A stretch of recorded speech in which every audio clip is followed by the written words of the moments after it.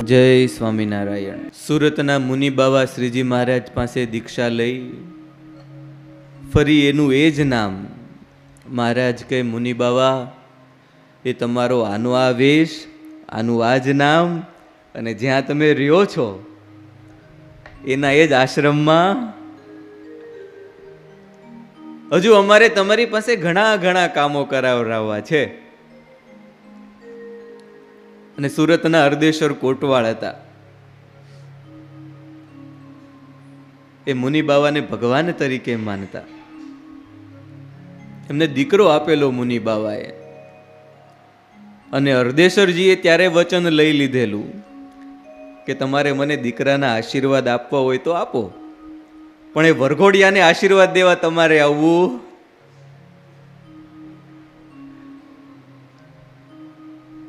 કેતા દીકરામાં સંસ્કારે તમારે રેડવાના છે. છેલ્લી કથામાં આપણે એ હરદેશ્વરજીના વંશજો એમની વાત કરેલી. સ્પેશિયલ દિલ્હી બોલાવેલા એમના એ ચોથી પેઢીના શારપજીને ઘડિયાળ હરખી કરવા માટે.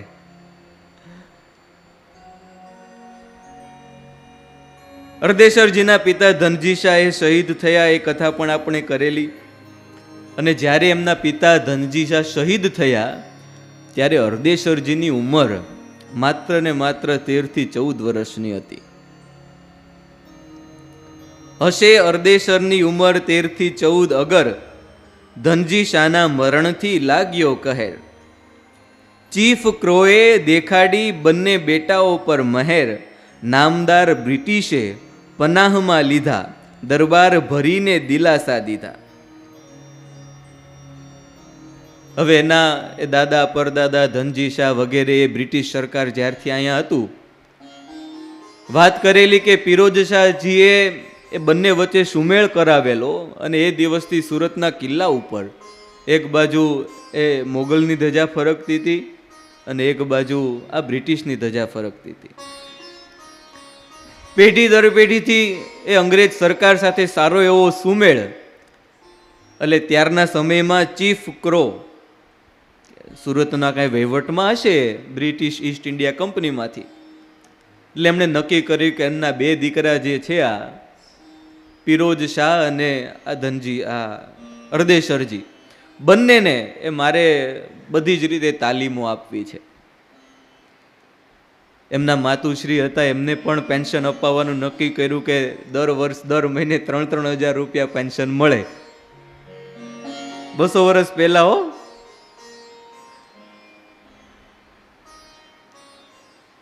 આ હરદેશ્વરજીનો ઇતિહાસ એટલો મોટો છે અને એટલો વળી પાછો રોચક છે કે આમ કથા તૈયાર કરતા હતા ને કે ક્યાંથી શરૂ કરવું ને ક્યાં આવે એનો એ મેળ કરવો, એ ઘણું કઠણ થઈ પડતું. તો તેમ છતાંય થયું કે એ હરદેશ્વરજી એ મહારાજને મળેલા છે, મહારાજના અનન્ય ભક્ત છે, તો થોડી ઘણી એ હરદેશ્વરજીની જ વાત એ શરૂ રાખીએ.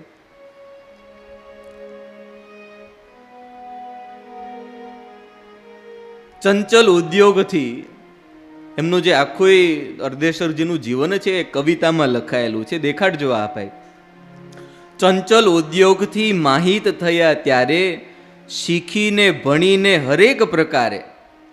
શરૂઆતમાં નોકરી મહેતાગીરીની, અદાલતમાં સોંપાઈ છે માહેતગારીની. ક્લાર્ક પરથી વધીને કોટવાલ થયા, અમીન ને કમિશનર સાથ મનસૂફ બન્યા. ન્યાયાધીશ થયા કોર્ટ દીવાને ખાસ, પ્રિન્સિપલને સદર અમીન વળી ખાસ. કોટવાળ પરથી ઓદ્ધાઓ 7 બજાવ્યા ખરેખર દિન અને રાત. હરદેશ્વરજીને એ જ્યારે બધું સ્ટડીઝ વગેરે બધું પૂરું થયું, કહેતા કે આ જે ચીફ હતા ક્રો, એમણે ખાસ એવી ઊંચી કેળવણી આપેલી કે હરદેશ્વરજી એક સાથે 7 ભાષા બોલી શકતા, લખી શકતા, સમજી શકતા. કેટલી ભાષા? 7. આજે તો એક ગુજરાતી આપણને તો કદાચ આવડતી જ હોય, પણ એમાંય વળી એકાદો એવો શબ્દ આવે તો એ ભગવત ગોમંડળમાં એ ગોતવા જવો પડે. હિન્દી કદાચ થોડું ઘણું, એ આખું નહીં, કેવું? હા. અને ઇંગ્લિશના એકાદ બે શબ્દો આવડતા હોય, આખી ભાષા તો ન આવડતી હોય, શબ્દો આવડતા હોય. પણ આ હરદેશ્વરજી કેટલા એ બુદ્ધિશાળી હશે, કેટલા હોશિયાર હશે કે 7 ભાષાનું જ્ઞાન એ સમયમાં શીખી ગયેલા. અને ત્યારે તો આજની જેમ ગૂગલ, યુટ્યુબ એવું કંઈ હતું નહીં. હરદેશ્વરજીને પહેલી નોકરી મહેતાગીરીની, કહેતા કે એકાઉન્ટન્ટની મળેલી. અને એમાં એ સારો એવો નીતિમત્તાથી બધું કરે. એવું કહેવાય છે કે 23 વર્ષની ઉંમરે એ અદાલતમાં માહિતગાર તરીકે એમને એ બઢતી મળી. અદાલતની અંદર 23 વર્ષની ઉંમરે એ દાખલ થઈ ગયેલા. એ માહિતગારમાંથી ક્લાર્ક થયા અને થોડા જ સમયમાં બુદ્ધિ શક્તિથી અને નીતિમત્તાથી એવું એમણે કામ કરેલું, એવી એમણે સુરત શહેરની સેવા કરેલી કે શહેરમાં એ હુકમના ઓદ્ધા પર મૂકવામાં આવ્યા. હુકમના ઓદ્ધા પર એટલે એ પોતે ન્યાયાધીશ બની ગયેલા. એ સુરત શહેરના ન્યાયાધીશ. ન્યાયાધીશ તો બન્યા, પણ સાથોસાથ પોતે એ કોટવાળ, અમીન, કમિશનર અને મનસૂફ પણ બન્યા. આવ્યું હતું ને ઓદ્ધા 7, એક સાથે 7, એ આ બધી એક આરે ફરજ બજાવતા. એ બ્રહ્માનંદ સ્વામીનું આપણે સાંભળ્યું છે, કેવા શતાવધાની. એમાં આ હરદેશ્વરજી એક સાથે 7 ભાષા તો શીખા, વળી પાછા 7 ઓદ્ધા ઉપર કામકાજ કરે. એવું કહેવાય છે કે સત્તાધિકારી તરીકે ન્યાયમાં એ પોતે ઘણા સખ્ત રહેતા. અને કામમાં એ કોઈ બીજાથી એ નાની એવી પણ ભૂલ હોય તો હરદેશ્વરજી ચલાવી લેતા નહીં. રાત્રે ચોકી પહેરો હોય ને એમાં એ કદાચ કોઈક એક સિપાહી લેટ આવે, તરત જ એને બરખાસ્ત કરી દે. શું કામ? તો કે તારા કારણે આ પ્રજા છે નચિંત રહેતી હોય, અને તમે સુઓ તો પછી પ્રજાનું શું?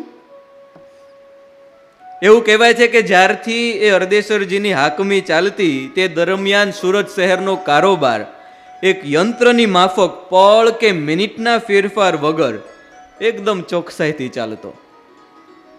કારણ કે પોતે ન્યાયાધીશ તો હતા, પણ સાથે સાથે એ બીજી 7 પદવીઓ કઈ, અમીન, કોટવાળ, મુનફ્ફર, એ વગેરે પદવીઓ પણ ભજવતા.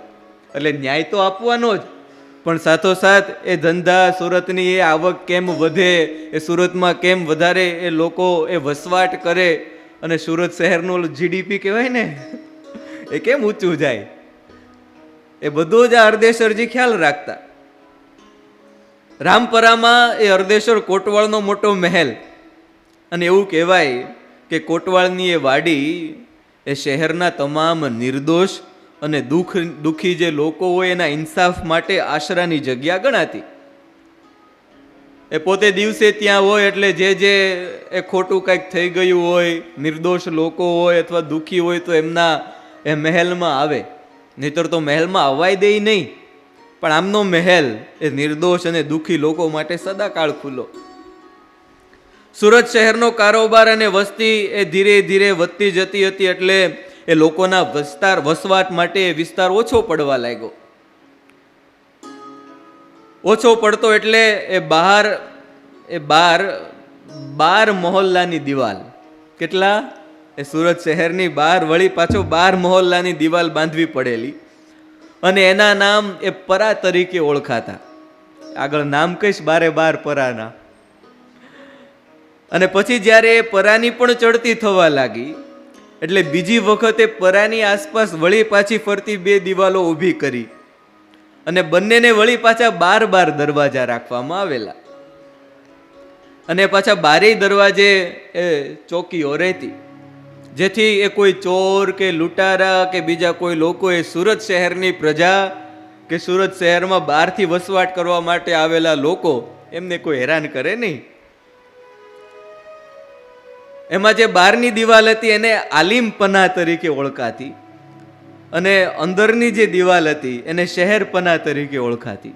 આલિમપના કહેતા કે બહારના લોકો આવ્યા હોય અને એ જે વસવાટ કરવા માટે રહેતા હોય તો એમનો એ આશરો એ આલિમપનામાં રહેતો, અને જે મૂળ સુરતમાં રહેતા એમનો આશરો એ શહેરપનામાં રહેતો. આલિમપનાનો દરવાજો મોરચો કહેવાતો અને શહેરનો દરવાજો એ ભાગોળ કહેવાતો. અને આજે પણ એ જ નામે ઓળખાય છે. શહેરના ફરતા એ કોટ કહેતા કે દિવાલો વચ્ચે 12 પરા કહેવાતા, અને 12 પરાના નામ આજે પણ એમના એમ ઓળખાય છે. કદાચ એકાદ બે આમ તેમ થયા હોય. નાનપરા, રહેમતપરા, ગણજો, સગરામપરા, રુસ્તમપરા, સબાલતપરા, મેગમપરા, બેગમપરા, મહિધરપરા, હૈધરપરા, રામપરા, રૂગનાથપરા, સૈયદપરા અને હરજપરા. આ હરદેશ્વર કોટવાળજી વખતનું આજે એમનેમ ચાલ્યું આવે છે. અને વળી પાછી બધી જગ્યાએ ચોકીઓ રહેતી. આપણા હરદેશ્વરજી કોટવાળ પોતાની ફરજમાં આ બધા જ વિસ્તારોમાં આખા દિવસની વળી પાછી ઓદ્ધાની મહેનત, કહેતા કે કોઈને કાંઈ દુઃખ હોય, આ છે તે છે, કોઈને નાઇન્સાફ થયો હોય, કોઈને પૈસાની રૂપિયાની જરૂરત હોય, તો આખા દિવસમાં એ બધોય એ હિસાબ કિતાબ ને એ બધુંય કરે. કોઈને કંઈ જરૂર હોય તો એ પૂરું પાડે. અને વળી પાછા મધરાત્રિના 12 વાગે એટલે 12 પરાઓમાં એ પોતાની રેન કહેતા કે સેના લઈને નીકળે. અને રૈયત કહેતા કે પ્રજાની ધાસ્તી, આ બધા પારસી શબ્દો છે. પ્રજાની ધાસ્તી કહેતા કે એ ચોર લૂંટારાની બીકને દૂર કરવા માટે, મટાડવા માટે એ આ 12 પરામાં ફરે. હરદેશ્વરજીના સમયમાં એ દાંડિયા શરૂ કરાયેલા સુરતમાં. એ દાંડિયા એટલે એ રાત્રે 12 વાગે અને રાત્રે 3 વાગે એ આખા શહેરમાં એ ઢોલકડી વાગે, જેથી કરી અને એ પ્રજા પણ જાગૃત રહે અને જે સૈન્ય મૂક્યું હોય એ પણ જાગૃત રહે. અને આજે પણ અમુક અમુક વિસ્તારોમાં આ સવારે 3 વાગ્યાનું શરૂ છે. રાત્રે 12 વાગે તો વાગતા જ હોય, પણ સવારે એ 3 વાગ્યાનું આજે પણ અમુક અમુક વિસ્તારમાં શરૂ છે. અડધી રાતે શેઠજી નીકળે દ્વારે. દેખાડજો, આ એમનેમ નથી બોલતો, લખેલું છે. અડધી રાતે શેઠજી નીકળે દ્વારે, શહેરની સંભાળ માટે થઈ ઘોડે સવાર.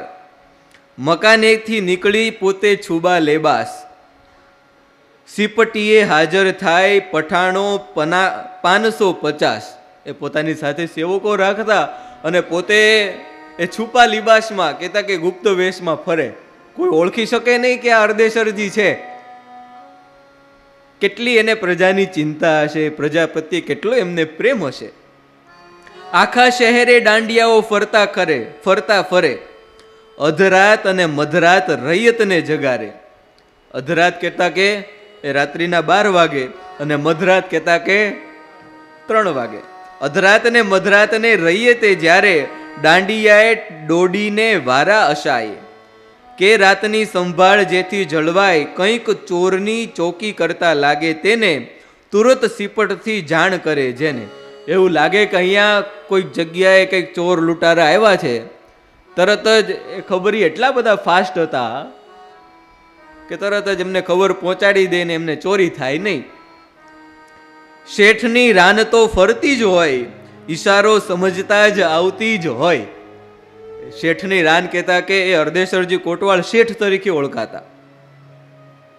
એમનું સૈન્ય ફરતું જ હોય અને આમ શાન કરે, એટલી કવાયત કરેલી કે આમ ખાલી આંખનો ઈશારો કે હાથનો ઈશારો કરે ત્યાં સમજી જાય કઈ જગ્યાએ કયા પરામાં ક્યાં જવાનું છે. 12 પરા હતા ને, કયા પરામાં ક્યાં જવાનું છે બધું જ સમજાઈ જાય. ભલે હોય અજવાળી અંધારી વરસાદનું તુફાન, શેઠજી નથી ખોતા એક રાતનું સુકાન.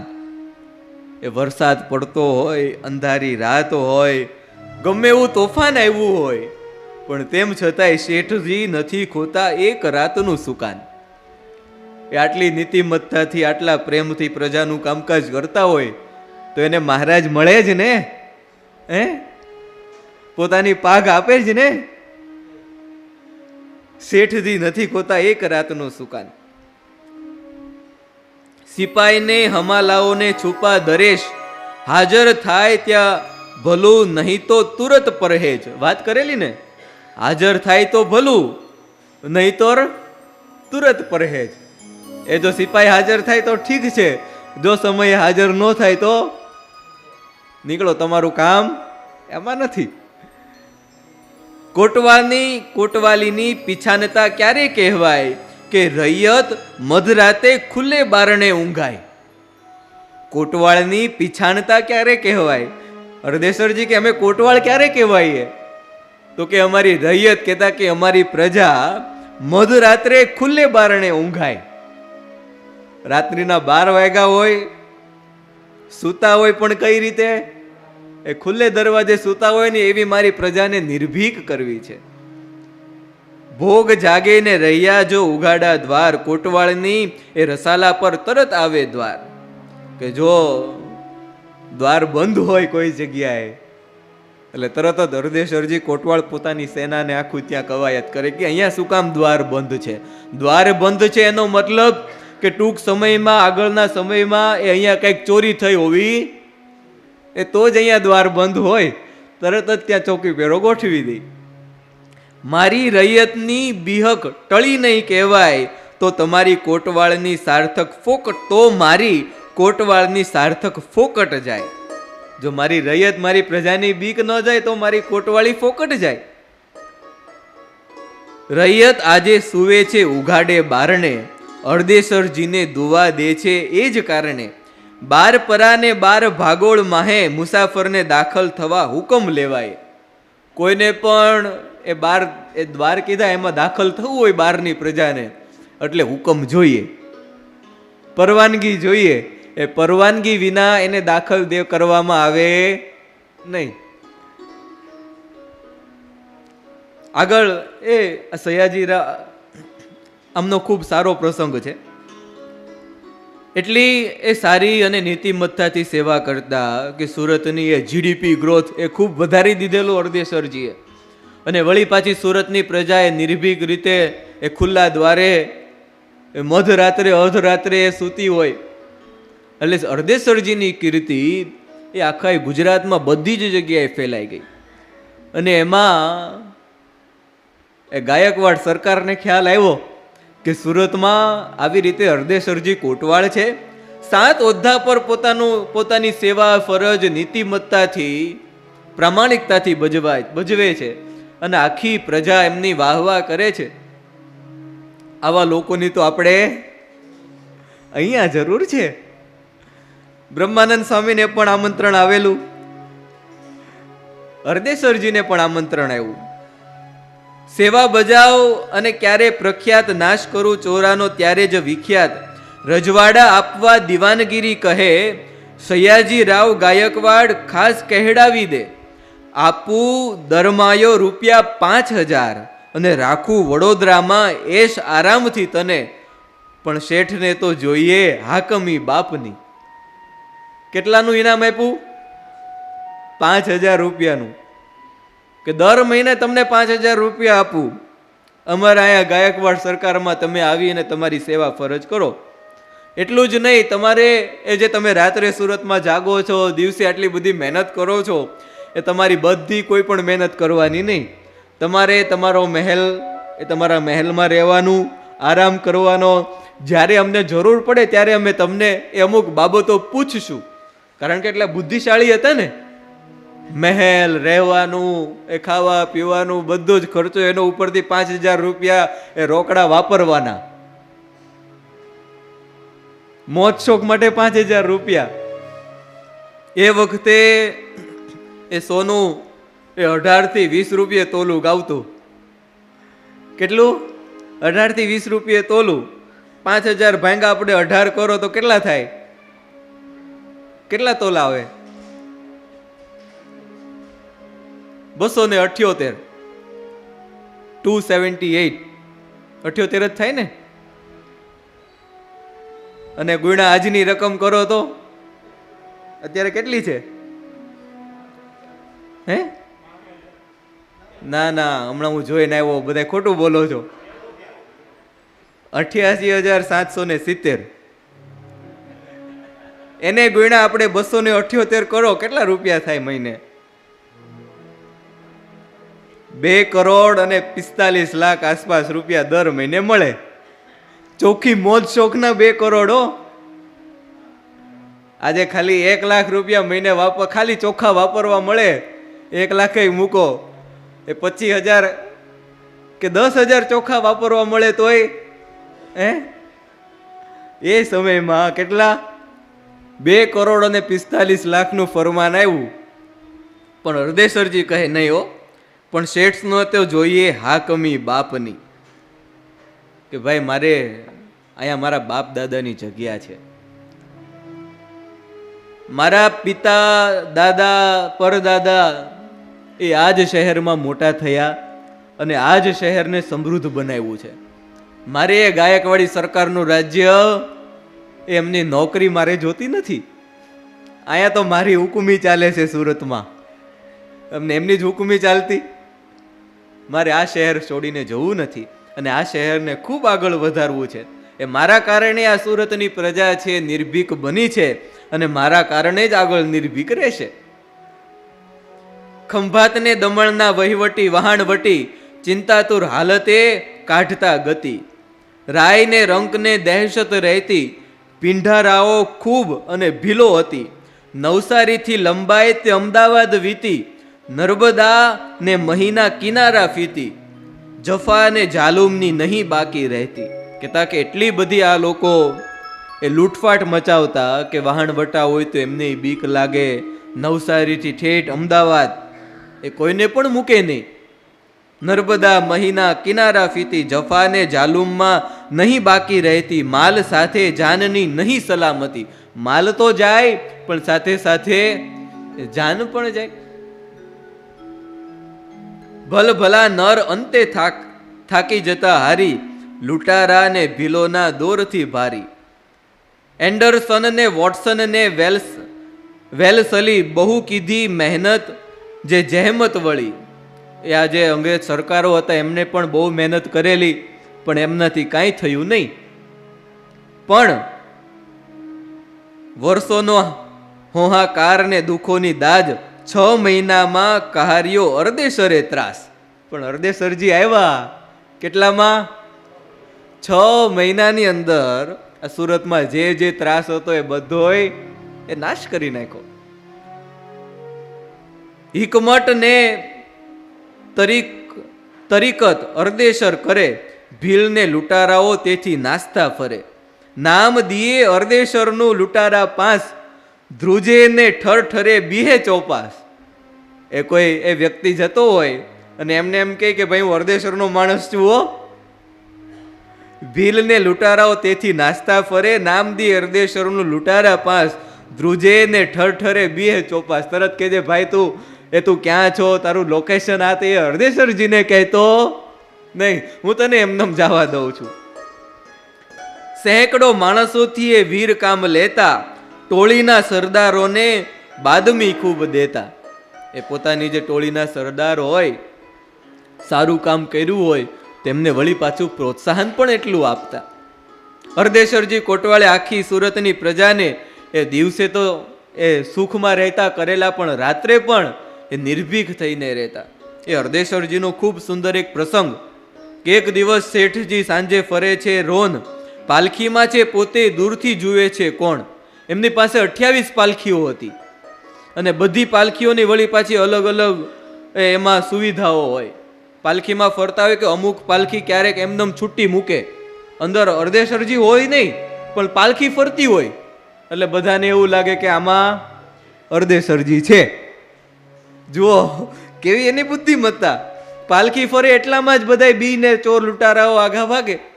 અને અમુક પાલખીમાં એ જેમાં હોય, જેમાં જવાનું હોય કે અમુક પાલખીમાં સ્પેશિયલ દૂરબીન રહેતું કે દૂર દૂર એ સુધી એ અરદેસરજી જોઈ શકે કે ક્યાં શું કેવી બાતમી ચાલે છે. એમાં અરદેસરજી એક વખત પાલખીમાં જતા હશે અને એ પાલખીમાં દૂરથી જુએ કે આમ કોણ આવે છે. ખબર મળે એવામાં કે ભીલની ટોળી નીકળ્યું છે મારવા ઘેલીને ગલી. કે અરદેસરજીને મારવા માટે જે એક ટોળી આવી છે, અરદેસરજીને ખ્યાલ આવ્યો.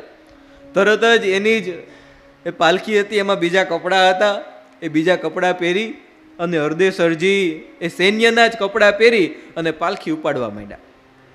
તુરત જ હિકમત શેઠે વાપરી પોતે સિપાહીઓનો સહાજ પહેર્યો જાત જોતે. એ સિપાહીનો સાજ પહેરી લીધો. પાલખીઓના બારણા ખુલ્લા મૂકલા, હમાલાઓ સંગે પોતે કાંધ પર ધર્યા. એ બારા નીકળી અને જે પોતાના હમાલાઓ કહેતા કે ચાકરો, એમની સાથે જ પાલખી પકડીને ચાલવા લાગ્યા. ભીલો ઠગાયા કે નથી અંદર, પછી હમાલોને કે કહા છે અરદેશર. એ બધા એને થયું કે આમાં તો અરદેશરજી નથી, હવે ક્યાં છે અરદેશર? આગળ સેવકો હમાલાઓને પૂછ્યું, અરદેશરજી ક્યાં છે? પૂછે હમાલાઓને કે કહા છે અરદેશર. જબરા જોરાવર હમાલાઓની જાત ભીલોને કહે છે, શેઠજી નથી સાથ. કે ભાઈ શેઠજી તો હારે નથી. પેલી ગલીમાં ઉતર્યા જ્યાં ચોરોનો છે દર, જાઓ ત્યાં મળશે તમને સરોબર. અને એમને કહ્યું કે જાઓ તમે આમ ઓલી ગલીમાં છે ત્યાં, આમાં જ હતા પણ આગળની ગલીમાં એ ઉતરી ગયા, તમે ત્યાં જાઓ ત્યાં તમને મળશે, અમને તમે મારતા નહીં. અને જેવા એ લોકો એ બાજુ જવા ગયા, આ બાજુ પાલખી મૂકી અને હરદેસરજીએ બધા જ લૂંટારાઓને પૂરા કરી દીધા. આખી વાત બધાય પ્રદેશમાં ફેલાઈ ગઈ કે આવી રીતે અમારા હરદેસરજીને મારવા આવેલા, અને એમને હરદેસરજીએ આવી રીતે પોતાની તો જાન બચાવી, પણ અમને પણ આવી મધરાતે આવી રીતે ચોકી પહેરો કરતા હોય, આવા કોટવાળ તો ક્યાંથી મળે? એમની એ જે બહાદુરી હતી, દેખ દેખામાં યુક્તિઓ ભીલો પકડાયા. બહાદુરીની શક્તિ ઉપરાંત ખરે સમય સૂચકતા હિંમતથી હામ ભરે. ઇજનેરી કલા અને વકીલાતમાં પૂરા, મહાબળવાન ભેજાના અરદેશર સુરા. કહે ને લખે અંગ્રેજો વિદ્વાન તમામ, યુરોપ ખંડમાં જન્મ્યો હોત એ શ્યામ, થાતે સેનાપરી ને ગવર્નર સર શ્યામ. એ અંગ્રેજો એવું લખે કે જો આ એ હરદેસરજી કદાચ એ યુરોપમાં જન્મો હોત, કહેતા કે અમારા ખંડમાં જન્મો હોત, યુરોપ ખંડમાં જન્મ્યો હોત એ શ્યામ, થાતે સેનાપરી ને ગવર્નર સરનામ, તો એને એ ગવર્નર બનાવી દે. એટલી એમની એ કીર્તિ, એટલું એમનું એ બહાદુરી એ હરદેસરજીની વખણાતી. તારીખ 21 સપ્ટેમ્બર ને 1822 મહાજગત રેલ સુરતમાં આવી. જગત રેલ એટલે એ પૂર આવેલું પૂર, એ જોયું છે ને પૂર તમે? તારીખ 21 સપ્ટેમ્બર ને 1822 મહાજગત રેલ સુરતમાં આવી. પાણી ચહેરે ભરતીના મોજા જેવા, સુરત શહેરમાં તણાયા જાય છે કેવા. સુરત શહેરમાં એ ભરતીના કારણે એટલું બધું પાણી થઈ ગયું. 12 દરવાજાઓમાં એક જ બાકી, 12 દરવાજા જે આપણે વાત કરેલી ને એમાંથી એક જ દરવાજો બાકી રહેલો. 12 દરવાજામાં એક જ બાકી, 11 દરવાજે માપ નીથી પાણી માપી. 11 દરવાજાઓમાં એટલું બધું પાણી ભરાઈ ગયું. સેંકડોના નુકસાન અને જીવોની હાનિ બચાવ્યા હરદેસરે મહેનત ભારી.